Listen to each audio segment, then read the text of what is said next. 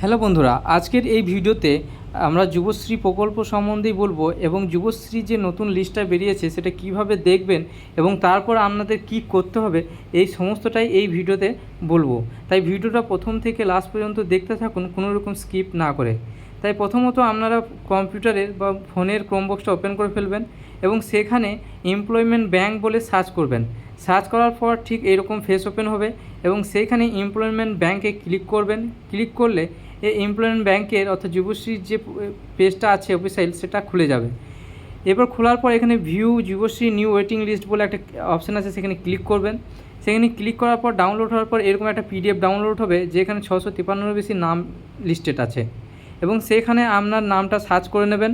যদি কোনো রকম নাম সার্চ করতে অসুবিধা হয় তাহলে আপনি যে অ্যাপ্লাই করেছেন সেই এনরোলমেন্ট নাম্বারটা দিয়ে এখানে সার্চ করে নেবেন। যদি চলে আসে তাহলে সেক্ষেত্রে আপনাদের কি করতে হবে, এখানে আপনাদের 22/4/2025 থেকে 21/5/2025 মধ্যে আপনাদের অনলাইনের মাধ্যমে সব নথি জমা করতে হবে। যদি কোনো রকম অসুবিধা হয় আপনাদের লোকাল যে আপনাদের যে এখানে ডিএম অফিস সেখানে আপনাকে দেখা করে সেখানে নথিগুলো সাবমিট করতে হবে।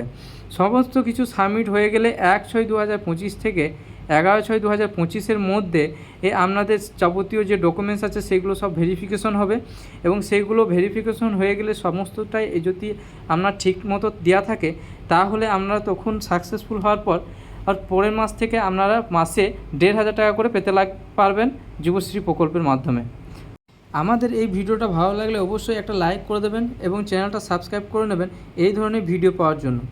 যদি কোনো রকম অসুবিধা হয় অবশ্যই কমেন্ট বক্সে জানাবেন এবং এই ধরনের আরও ভিডিও এই চ্যানেলের মধ্যে দেওয়া আছে, অবশ্যই গিয়ে দেখতে পারেন। ধন্যবাদ।